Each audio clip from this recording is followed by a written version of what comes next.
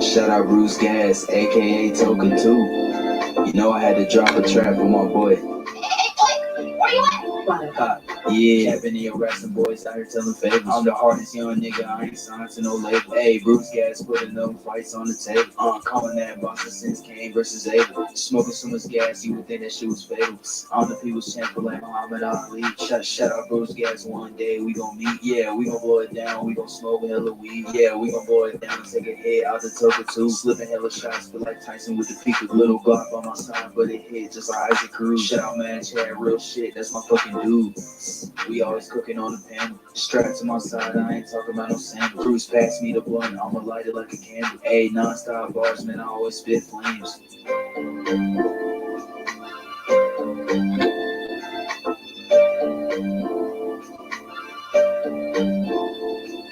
Feel like Bruce Gas always got a different strain. Bitch, you ain't like me, you can never feel my pain. You win and you lose, well, this the fight game. Don't beef on the net and the shit won't change. Said that on the string, gotta do it for the game. Said that on the string, gotta do it for the chat. I ain't undisputed. Yeah, hold on, I ain't undisputed, but I want all the straps.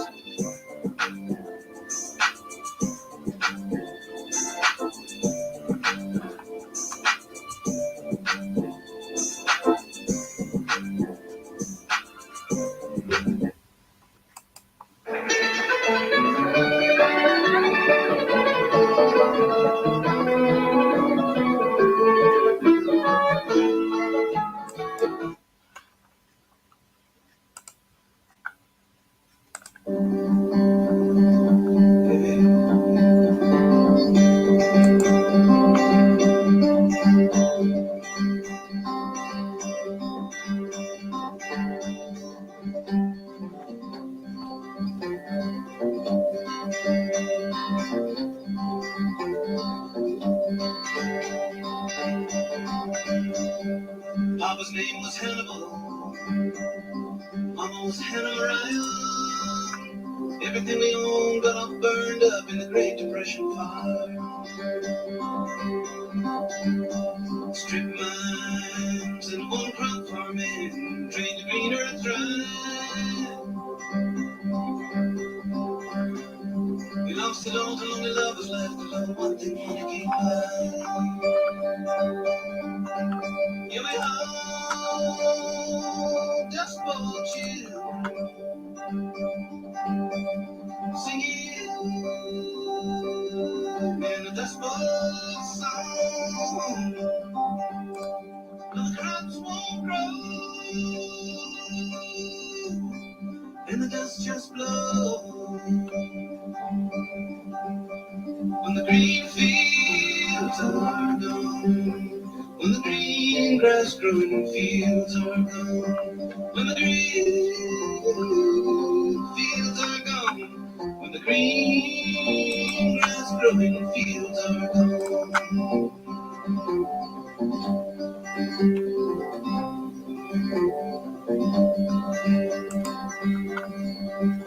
Well, they said in California, there's work of every kind. The only job I ever got out there was waiting on a welfare line. Once I had a dollar, once I had a dream. Now all the work is being done by a big old machine. Give it all,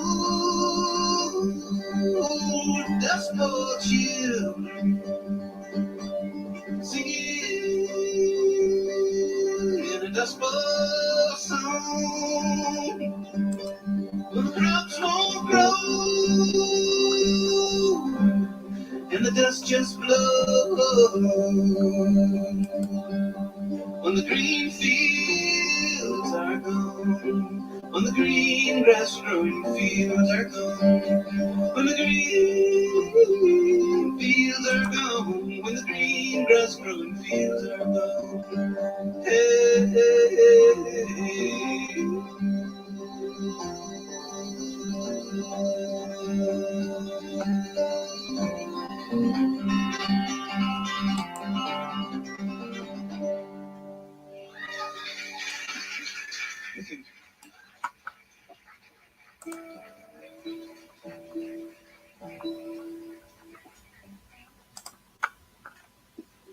song I didn't want to ever have to write.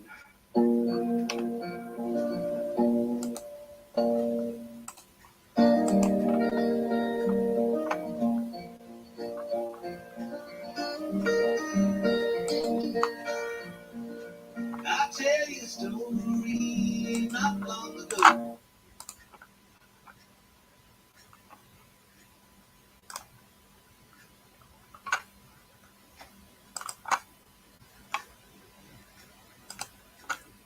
Wait a minute. We're getting this right here.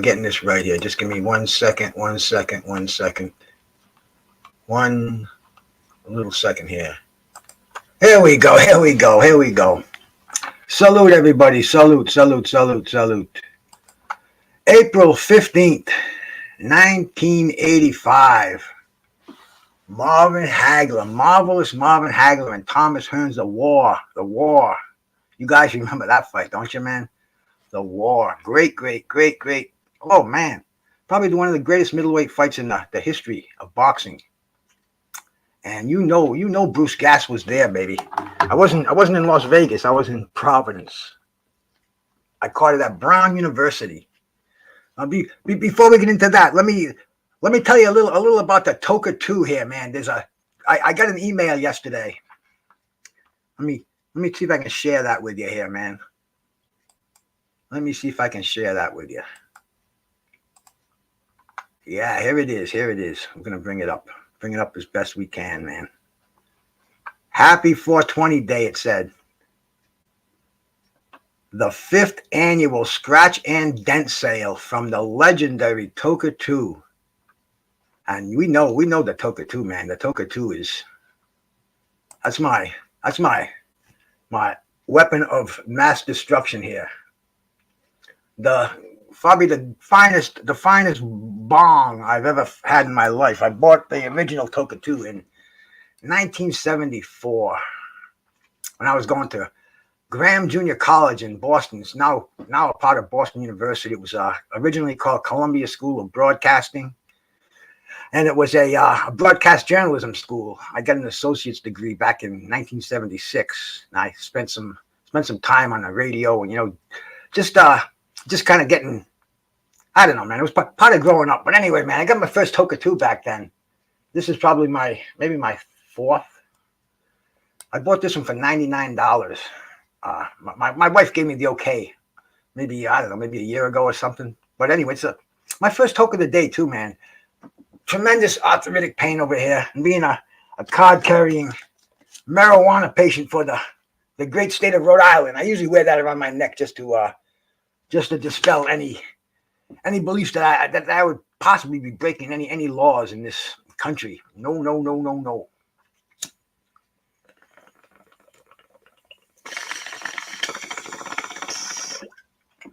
Usually takes about 3 of those to get the feel of it, man. I am smoking a little bit of sour diesel, the last I have of it.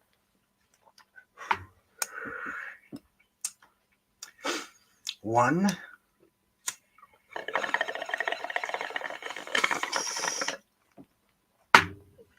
Two. I go by the old saying, 3 will set you free. Pain-free.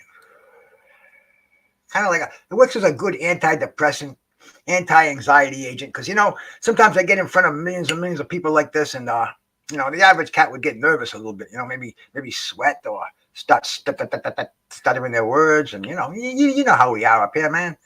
You gotta relax. You gotta enjoy this fucking privilege that we have to come on here and speak to my brothers and sisters and toke up some weed and wake up to this beautiful day over here, man. I've been up since let's see, what time did I get up? I got up at 4:30, went back to bed, raised it around 7:30, which is nice kind of late day.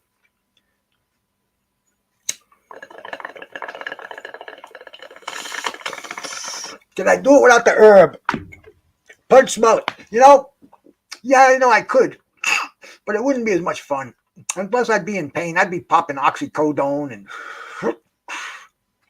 benzodiazepam, fucking gabapentin, and then Wellbutrin.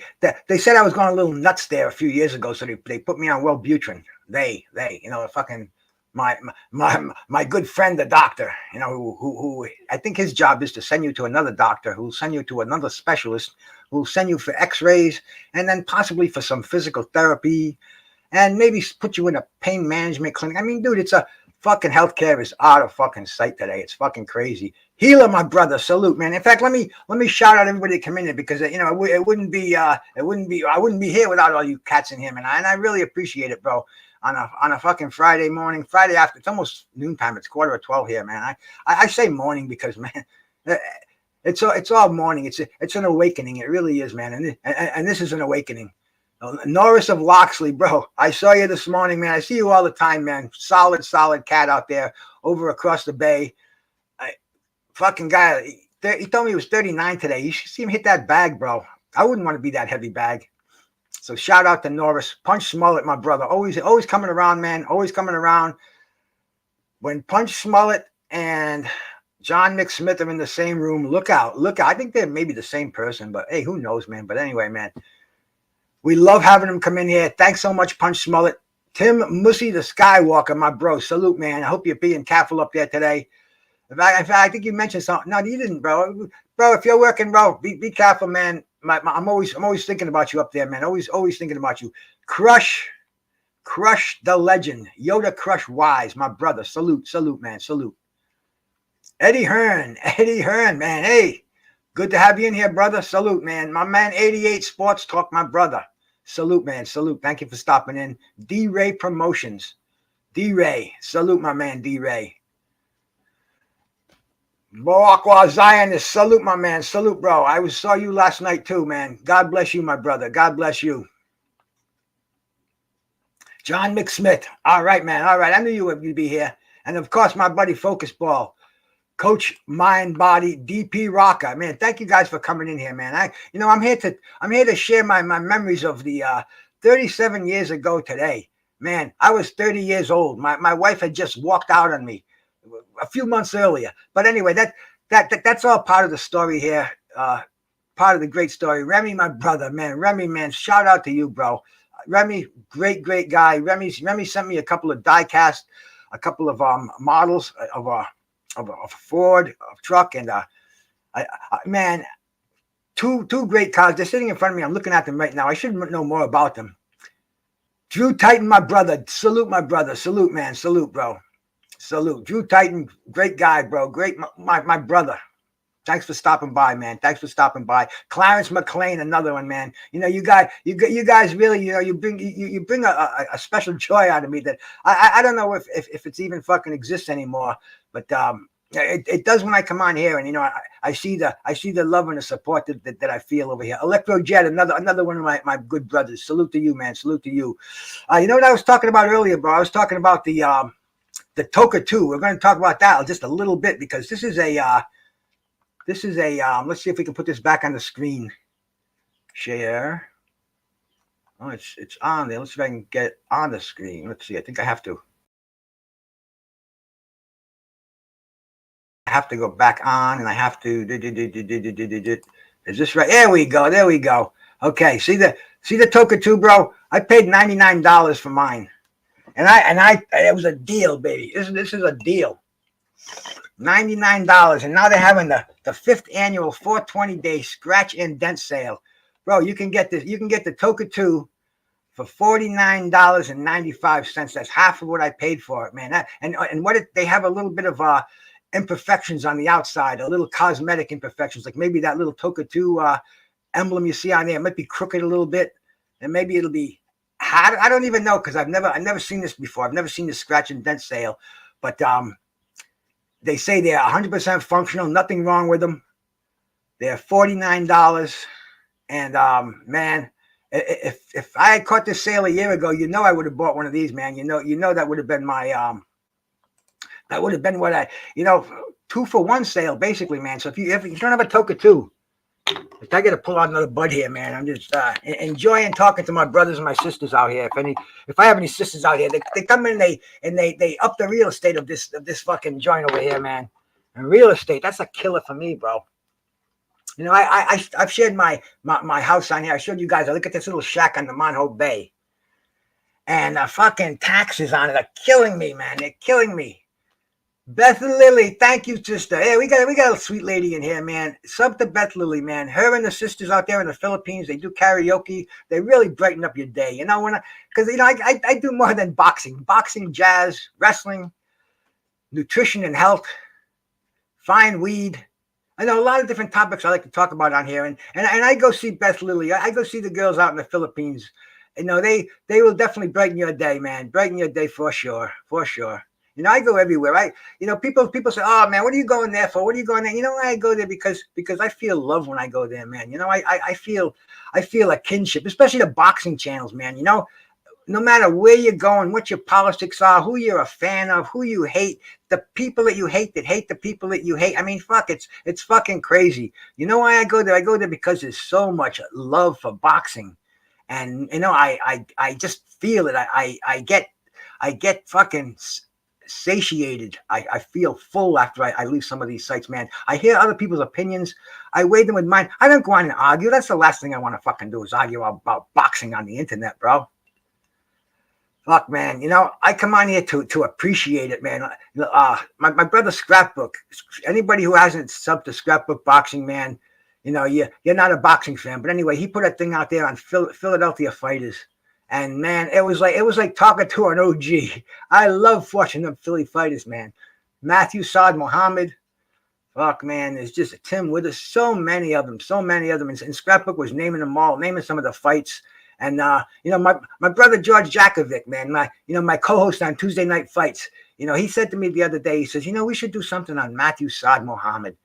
And you know, it hit the head, but you know how things hit the head all the time. You know, it's kind of you throw shit on the wall and whatever sticks we go for. Anyway, man, yeah, I said, yeah, bro, man, Matthew Saad Muhammad. And I thought of when I first got into boxing, I saw Salute Grinder, salute, man. I saw Matthew Saad Muhammad and Richie Cates from Philadelphia, from the Spectrum, bro. I think it was in the late 70s. I don't know, maybe 77 or something like that. Excuse me a second here.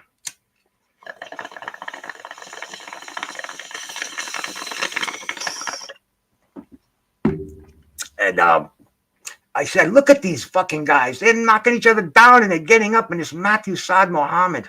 I'm saying, who is this guy? This is amazing. And he won the fight by a knockout after getting up and getting down. And you know, I'm a professional wrestling fan. And I'm saying, look at these. This is real. And it was it's a Saturday morning. They used to have a thing on regular on Channel 7 or something. You know, J. Russell Peltz Promotions, and they'd show some classic fights. I saw Bruce Curry and Monroe Brooks. You know, just some great fights. Oscar, salute my brother, salute, bro. And I don't know where the fuck I was going with this, man. But oh yeah, Philadelphia, Scrapbook Boxing. He put a great little half-hour thing about Philadelphia fighters. And, you know, he mentioned Matthew Saad Muhammad, and George mentioned the other day, he says, you know, we should do a thing on Saad Muhammad because I like to go back. I love the fighters of old, bro. You know, maybe I'm retarded. I've never grown up, but you know, I dug boxing in the late 70s, all through the 80s, all through the 90s, man. I was like you guys are now, and I could name every fighter, every promoter, every card, man. The rankings, shit. Who's number 7 WBA featherweight? I'd say somebody like, you know, whatever it may be, man. You know, I was there. That's what I was engulfed in. That's you know, that was my there was no internet, you know, hard copy. You wanted to read about boxing, you know, you grabbed yourself a boxing magazine. You know, you wanted to know who's on top of the situation, you know, you opened it up. They were kind of like Playboy magazines for our day. They all had a centerfold, man. You know, I was just talking to Marlon last week, and so I pulled that up and showed it to him. And man, you know, I couldn't see him. We were on the phone. He couldn't get his StreamYard hooked up. So, you know, but I know he was smiling from ear to ear. And his brother was in the chat that night. And man, you know, that's what I was doing, bro. That's how I stayed in touch with boxing. Carlos Mendoza, bro. Salute to you, man. Carlos Mendoza, he loves boxing, man. You know, he may not love everybody. Everybody may not love him, for sure, bro. Same with myself. But, you know, we love boxing. And you know, There's no fences on these shows. We can go into any room, listen to anything, man. Everybody is respectable. I dig that, man. You know, I fucking really dig that. You know, that's something we never had it all. Drew, you right, bro. Boxing, bro. The love of fucking boxing. And today, I was 30 years old, man. Let me tell you about the fight that I was talking about here, bro. The war. This was Marvin Hagler, Thomas Hearns. Fucking fight that was like, you know, people didn't know what to expect in this fight. Marvin Hagler, he was the middleweight champion of the world. He just got off a fucking fight. He just got off a fight with Mustafa Hamsho. And marvelous Marvin Hagler. I have to read this now, so I have to take my glasses off. I need the glasses to see there, but I don't need them to see down there.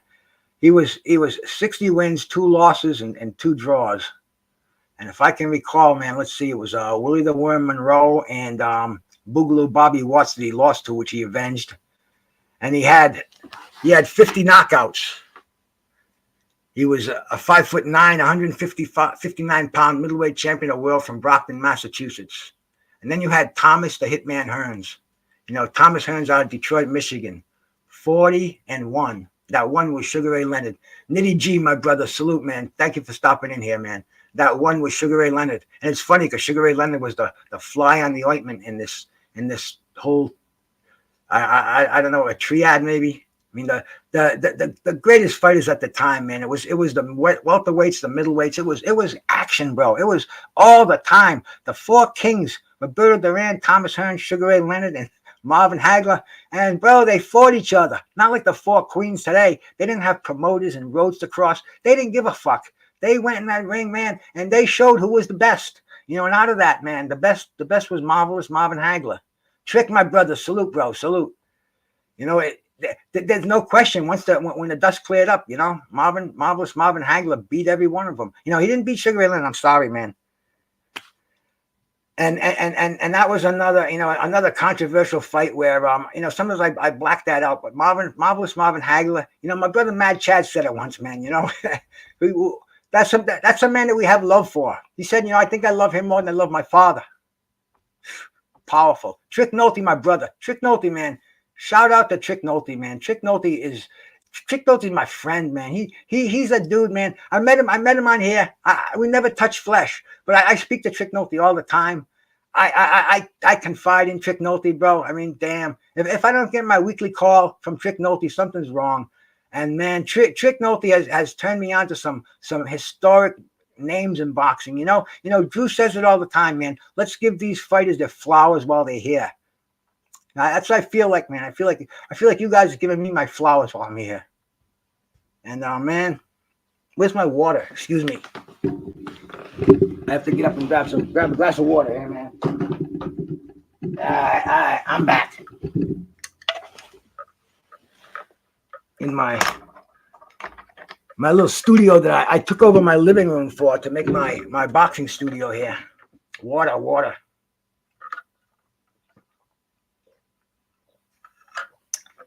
Best thing you can drink. I try to drink a gallon of water a day.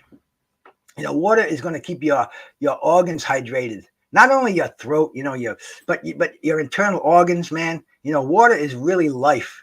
I mean, whoever thought you'd see water? You know, I don't know what it is. I buy it from the guy who delivers it.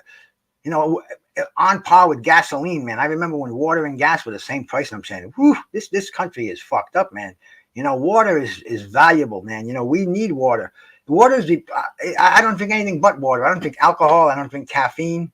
I drink water. I mix protein powder with water.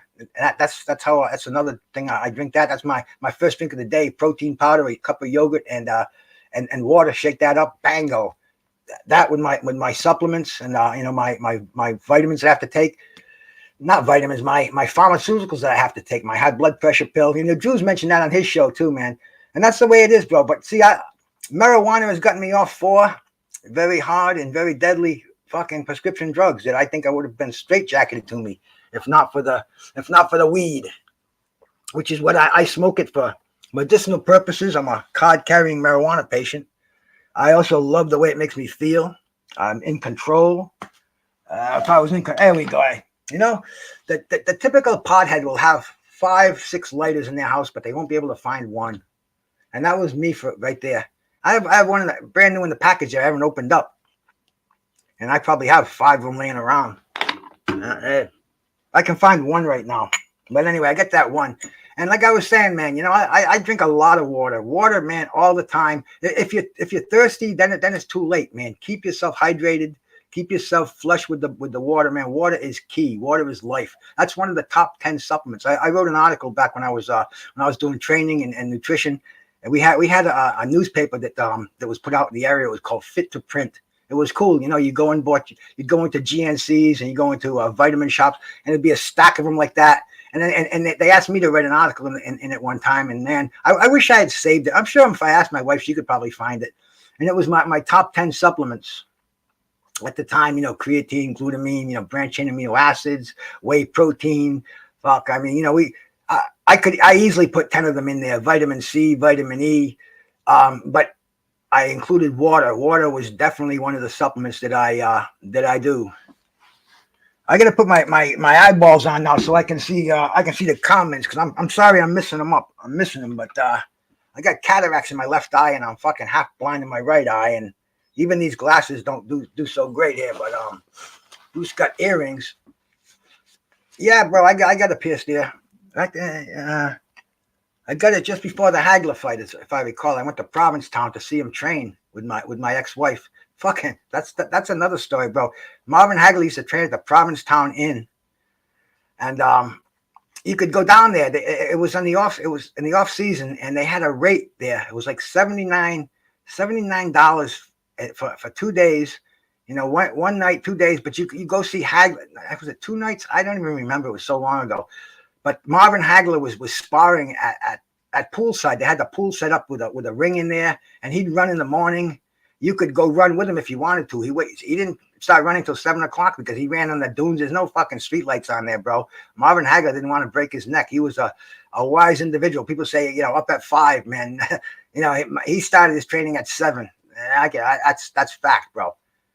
You know, he had sparring partners down there. Guys like world champions like Buster Drayton, Doug DeWitt.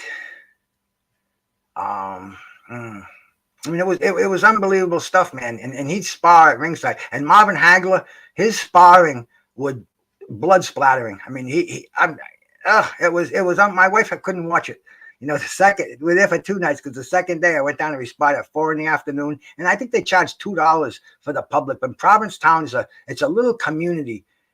It's actually predominantly gay artists, musicians. It's the outermost reach of Cape Cod, probably the most eastern part of the United States. They say the Pilgrims first landed there, you know. But anyway, Marvin Hagler, he had a deal with this cat who owned the Provincetown Inn, and he'd go there, and he got his facilities there. His camp could stay there. It was the off season, so most of the town just kind of closed up for the off season. But Marvin Hagler against the welterweights today. Come on, Clarence, man. Why do you ask a crazy question like that? Trick, I can see the comments again. I'm sorry. Marvin Hagler would go right through the welterweights. Never mind the middleweights, man. Great stuff, man. Let me catch up here. I don't want to miss anybody that came in, because you know I appreciate that, and you know, some of my favorite shows, you know, they always shout out whoever comes in, and you know, I dig that, man. You know, give me a thumbs up, give me a shout out, bro. I said that to my man Big Duke the other day. You know, he's like, hey, I saw you in there, man. I'm sorry I didn't shout you out. I said, that's okay, Duke. I didn't give you a thumbs up. He laughed like a motherfucker. Hey, Jedi, my bro, salute, man, salute. No, yeah, Marvin Hagler was the man, bro. He was a middleweight all his life. He never competed as a welterweight, and he made middleweight comfortably. 159 pounds, man. Always made the weight.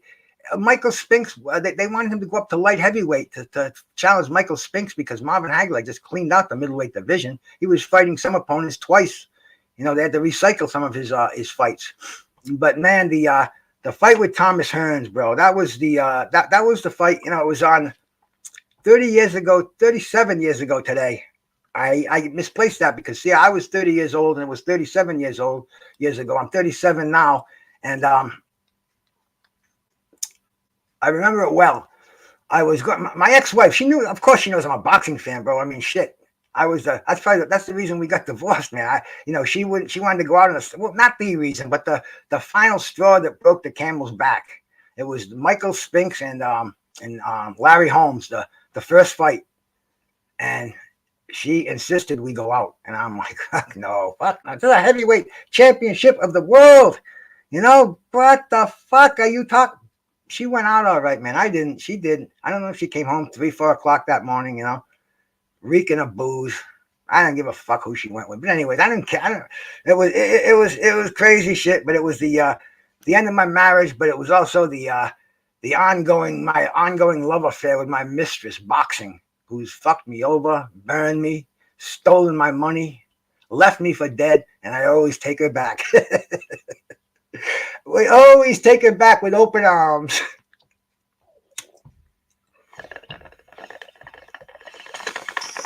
The bittersweet game. But anyway, I'm gonna see if I can find this fight, man. Because this was one that I fell in love with. Let me get back to the with the wife with this fight, man. She knew I was going to go to it because it was at Brown University. They had a closed circuit set up there. There was no home television for this fight. 1985, we had cable. Salute Story B Man. Salute my brother. Major Key Boxing. Thanks for coming in. We had cable, but they didn't have home pay-per-view for this fight. They didn't just wasn't available. So anyway, I went to this bar in Providence. It was called the Penalty Box, right near Rhode Island Auditorium. Another place for classic boxing, man. Hagler fought there. Rocky Marciano fought there. Bro, I mean, it was, real cigar stuff, cigar and fucking and shots of whiskey shit. But, the bar next door is called the Penalty Box. Very, very appropriately named because the Rhode Island Auditorium had the Rhode Island Reds, and they were AHL. And anyway, man, it was a professional hockey team there. The bar next door, the Penalty Box, you went to the hockey games, you wanted to drink. It wasn't in the middle of the city. It was on North Main Street. That's where you went to the Penalty Box. It was blue collar. I knew the owners there well, man. I knew them almost too well. In fact, this fucking lion head ring I got on my pinky is from one of the in-laws of the Penalty Box. But anyway, man, I'm over there having a few beers. I was going to go down. It's not far from Brown University. And I'm sitting there, I'm drinking. And my ex, not even my ex at the time, was still married. She wanted to go to the fight. She didn't really want to go. She just wanted to go because she wanted to make sure I wasn't going with somebody else, some other woman, some of my undesirable friends, whatever it may be. She shows up in the bar with her girlfriend. And it's like, what the fuck, man? You want to go to the fight? She should have just showed up alone, and we would have, and she's dressed up like Madonna, and I'm like, anyway, man. I got out of the bar. I said, fuck, I'm leaving. See you ladies. And, I was a sap too. If I didn't have some courage in me at the time, because women, man, women control me, bro. That's it. G5, my brother. Salute. Jelly Bean. G Finest. Thank you guys for stopping in here, man. We're gonna look at the Marvin Hagler and Thomas Hearns fight 37 years ago today. I'm just reminiscing a little bit about that, and I appreciate a few cats coming in here to listen to my tales of woe over here. My ex at the time, she met me in that bar with her girlfriend, which was funky, and I think she expected me to take her and her girlfriend to the fight, and I would have done that, man. Like I said, I'm such a sap, and I was trying to get back at her. I was lost without her. I thought I was actually found without her, but anyway, bro.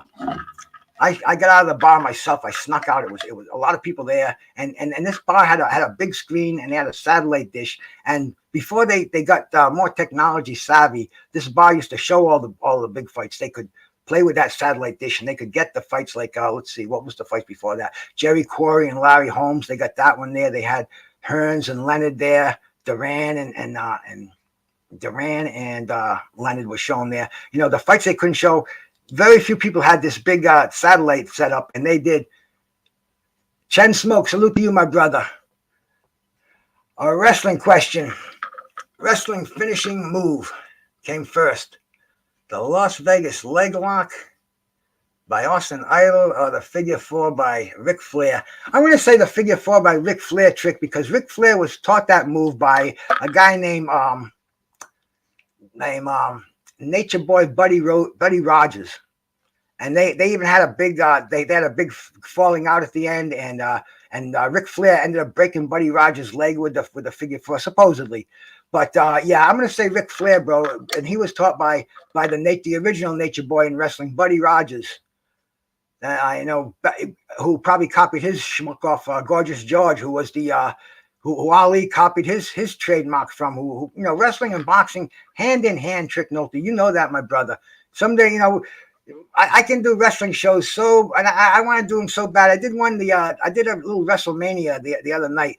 We did WrestleMania 1 the first night, and I opened up. I threw my link out there, and I got bombarded. We had a fucking Animal House in there. It was kind of fun. I mean, no harm done, bro. It was all harmless. Fucking. I laughed like a bastard. I had people in my chat room say, "Oh, what's going on? No respect." Who cares? This is the internet, bro. You want to respect. But anyway, we talked about WrestleMania. I watched it. I didn't show it. I watched it. And it was a lot of fun. And anyway, the next day I did it. I just did it by myself. I said, let me just do this so I can show. Because we weren't thinking about the matches. People were arguing with each other. It was back and forth. It was a free smoker, whatever the fuck we call them. But anyway, man, the next night it was just me. And I called WrestleMania. And then D Styles was in my chat. And he says, "Hey, drop a link." Hey, what the fuck, man? Yeah, D Styles, come on in, bro. D Styles had me on his panel one night, and boxing, loves boxing, like we all do. We love fucking boxing. That's the 3 words. We love boxing. We love boxing. That's. But anyway, he came on, and we watched it, and we laughed so hard, man. Vince McMahon got the stunner, the Stone Cold Stunner. Vince McMahon, 76 years old, bro. And I met Vince McMahon at the penalty box. They had wrestling next to the Round Auditorium. Vince was in the penalty box with Danny Davis. There weren't any wrestlers there, but it was him and and a couple of referees. And it was like I'm saying, man. The joints that I've been to, man, they have some fucking history to them. And we're heading on to the fight, I believe. Where were we, man? My mind gets foggy over here. I think I need a couple more tokes to get these brain cells cranking today. Usually I don't come on till evening, but I figured, man, Friday, I got to do a show with my brother. Don't have to. I loved it. I do a show with my brother, Big Duke, fourth quarter talk. Every Friday, 6 o'clock, we talk about health, nutrition, and Big Duke, he's a former professional, probably everything, man. Football player, has got records at his school, his college, his high school. Basketball, the dude was smashing fucking backboards before Daryl Dawkins was smashing backboards. No, but anyway, man, Duke is a fitness professional, friend that I met online, and we co-host a show every Friday, fourth quarter talk. I see a lot of people in here have been there. And, we go on to 6 tonight. We're going to talk about nutritional supplementation, supplements for the mind, for the body, for immunity, for everything. But we're going to go into that. But anyway, man, back over here, getting into this great fight, man. Thomas the Hitman Hearns, marvelous Marvin Hagler, April 15th, 1985. Let me see if I can bring this sucker up here, man. Yeah, baby. Yeah, baby. We don't want we want to cut that down. It's the first round, man. It is round number 1. Let's put it up as wide as we can, man. No feeling out process here. A lot of ringsiders, a lot of professional fighters, they said Thomas Hearns should have given up the first few rounds, but no. Look at these guys slugging. Oh my God, Thomas Hearns unloading, selling the store, and Marvin Hagler, fuck you, pal. You're gonna hurt your hands before you knock me out. Oh, Hagler with that overhand left, and Hearns coming back again. Happy birthday, Snacks B, my brother. Salute to you, man. Salute to you, bro. Canvas Beds, shout out, bro. Thanks for stopping in here, man. You know, this is something we cannot take our eyes off this screen. This was probably the most glorious 9 minutes in middleweight history that I've ever seen. Anyway, man, you know they say, you know, Rocky Graziano, Sugar Ray Robinson, Jake LaMotta, but bro, I've only seen that on film. This, I lived through this, man. I didn't see it live, but bro. Man, and now Thomas Hearns is just, he's hurt Hagler in this first round. He's trying to keep Hagler at bay, but Marvin Hagler is just chugging forward. Oh, not taking a backward step, man. When Hagler goes back, he's doing it intentionally, on his feet all the time, man. Marvin and Thomas Hearns, he's just, I think he fought the wrong fight here, but regardless, man, they gave us one of the greatest 3 rounds in boxing history, and this is the first round. And look at the damage that the punches have been thrown, bro. Just look at Thomas Hearns with the uppercuts and Hagler coming on the inside, not neglecting that body at all. A low blow. Referee just told him keep it up. Hearns is trying to get those arcing punches on the outside over the high guard. He's effective too. He's landing them. Man, and this is war. This is what it's all about, man. This is fucking war. Great action. Great fight. First round, man. I was 30 years old. I had the world by the balls. And Marvin Hagler looks like he's done. Oh, this was just such an exciting first round, man. This was the round of the decade, round of the year, whatever you want to call it. This was it right here, man. And I was fortunate enough to see this fight, man. I caught this on Brown University. I had a bottle of Bacardi in my pocket. I was ordering Coke, spicing them up. I smoked some primo weed before I get in there. It was Thai weed too. I brought some fucking awesome Thai weed. It was a specialty. It wasn't available. There were no fucking pot shops around. Mad Chad, bro. Salute. You know it, bro. War. Even Bruno's getting excited about this, man. This is a war over here, man. And round number 1 coming to a close. Marvelous Marvin Hagler and Thomas the Hitman Hearns, man. Unbelievable fight. Unbelievable first round. Going back to their corners, bro. I mean, this was just a memorable first round. The people where I was watching this were on their feet, man. They were clapping. I'm in New England over here. I'm in New England, and this is Marvin Hagler territory, bro. Marvin Hagler was our man. We're gonna just close that for 1 second here, and get our breaths after that first round. We're fortunately George H, bro. Salute. I'll let my dog get that out of his system because there's got to be a mailman or something out there. And you know what am I gonna do? Yell at the dog? Tell him to be quiet? He'll think I'm barking right along with him. And if I start yelling, he's going to think I'm joining in the barking, and it'll go even longer. So we let it subside. Do a little hit.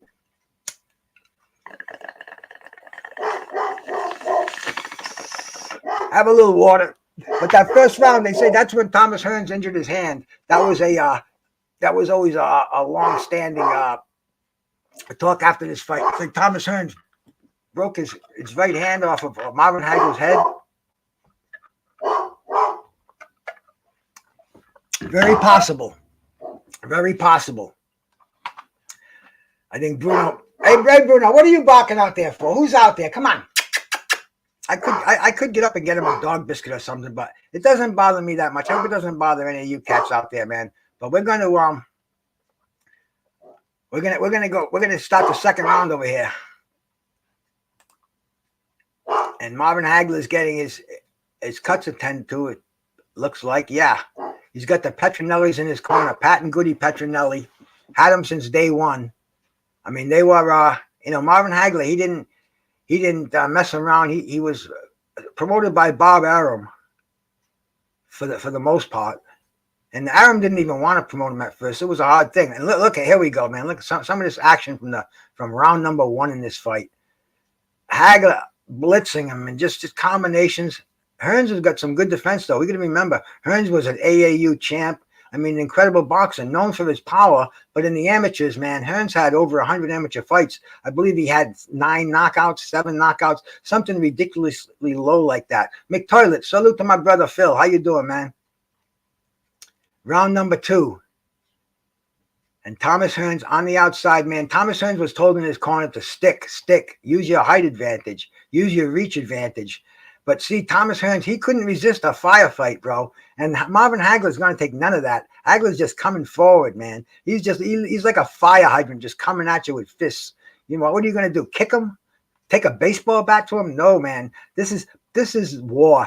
And I think Thomas Hearns kind of understood that Marvin Hagler, oh man, that dog. Bruno. I don't know what's out there. It's probably my wife just coming back because she went to her sister's house for some bullshit. I don't know, man. It was Good Friday today, which is a very pious day in the Catholic religion. You know, no meat today. In fact, right now, between 12 and 3, when I was a kid, you had to go to church because these are the hours that Jesus Christ suffered on the cross. And in fact, my town was full of bar rooms. And right now, till 3 o'clock, they would not serve alcohol. You know, throughout the late 60s and early 70s, and I recall, man, you couldn't get a drink. You couldn't get a beer. You couldn't get a shot. In fact, they used to put cloth over the bottles. And I think the priest used to go through town and make sure the bars weren't serving alcohol. It was a very crazy time, man. You know, separation of church and state. I don't think it was a question. There was no separation. And we got Hagler and Hearns, man, second round going at it. Referees didn't have much of a job here because these guys fought on the inside, bro. I mean, this was true warfare. 3 rounds, nobody complained about it. And Hearns is trying to plant himself, trying to land some looping punches, and he's bouncing them off Hagler's head. The Hearns has got the much better boxing skills from the outside. But see, Hagler's frailing away, man. Unorthodox Marvin Hagler. Yeah, that was my wife. She was probably out there talking to her sister, and the dog was going crazy. But anyway, the sweat is flying, and Thomas Hearns is landing. And this is a give and take action, man. No quit in either one of these guys, man. What a fight. What a night. Unbelievable stuff. Unbelievable stuff. And Hagler is bleeding, man. You got to remember, this fight was in danger of being stopped. Not really, because there's a little story about that too, Bill. That's the end of round number 2, man. What a round. What action, man. Incredible stuff. Just a day to remember. And, you know, I just wanted to come on here for a little bit and share this fight. And I'm glad we did. And, this just stirs up the memories of a long time ago. 37 years ago. That's a lifetime for a lot of people out there who weren't even born yet. And that was a great time to be alive, man. Great era of fighting. They all fought each other, the middleweights, this was the 4 kings. This was when we had some real cool stuff. No, man. You know, as a matter of fact, you're going to see this fight. The referee has the ringside doctor, Dr. Donald Romeo. He was just in the corner right there. He just stepped down.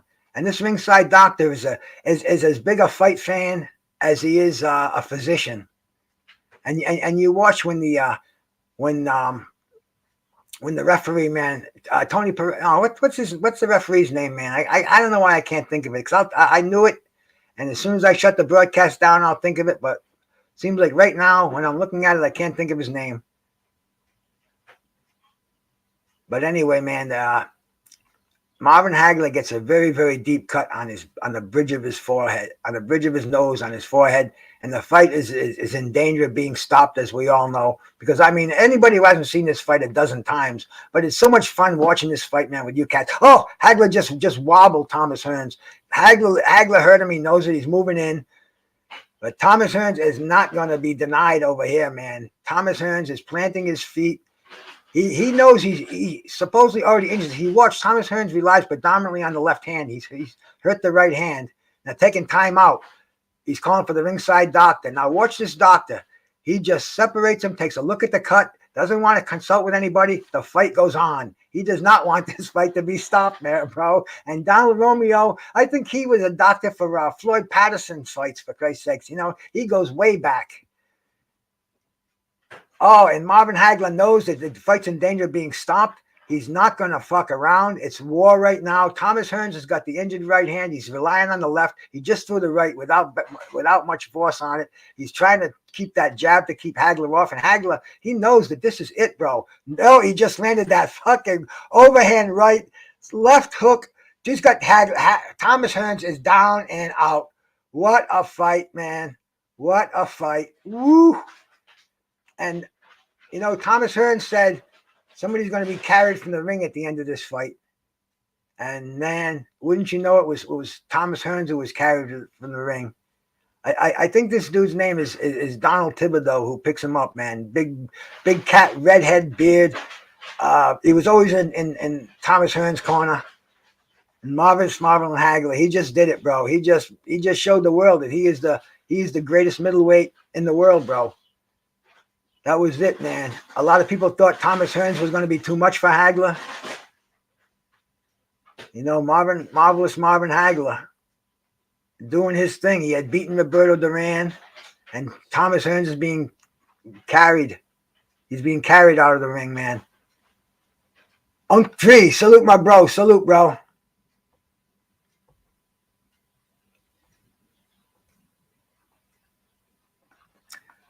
Great stuff, bro. Great fight. Marvelous Marvin Hagler. My man, my brother. I mean, marvelous Marvin Hagler. You know, we just celebrated his 1 year anniversary. You know, paid homage. I don't celebrate. That's a bad word. Sorry, poor choice of words, man. But it's like anything else, man. You know, we transition. You know, nobody gets out alive. And marvelous Marvin Hagler, he left like he came in, bro. Up in New Hampshire. He stayed in New England. I had heard that he was in Italy. I heard that he said, fuck this country. He went to Italy. And I guess he did that for a while, but he had a place up in New Hampshire. And man, one thing about marvelous Marvin Hagler, everybody in New England loved him, bro. You know, it's ironic. It's ironic that Demetrius Andrade can't be accepted. People don't even know who he is. You mentioned Andrade. Oh, I know Andrade, man. That's Andrade's Insurance. John Andrade. You know, it's a big name around here, but Demetrius Andrade, who was a 2-time world champion, maybe going to be a 3-time world champion. Nobody knows who the fuck he is in Rhode Island, his hometown. But Marvin Hagler, if you're from Maine, if you're from Rhode Island, if you're from Connecticut, you are from Marvin Hagler country. You know, he transcended the New England, Massachusetts. He was the ultimate, man, the world champion. And I just wanted to thank him today, man. You know, I got my Hagler Hearns shirt on today, bro. War. April 15th, 1985, Caesar's Palace in Las Vegas. We just saw it, man.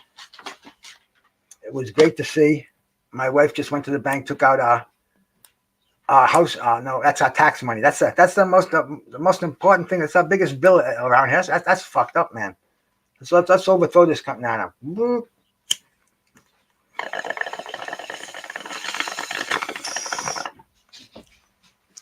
But anyway, man, thank you, Marvin Hagler. Thank you, Thomas Hearns. Great memories of a great fight. 3 rounds of action, man. Don't forget it. I'll never forget it, man. It was awesome stuff, man. Rest in peace, marvelous Marvin Hagler. Hang tough, Thomas Hearns, bro. Everybody out there, thanks for stopping by. Salute.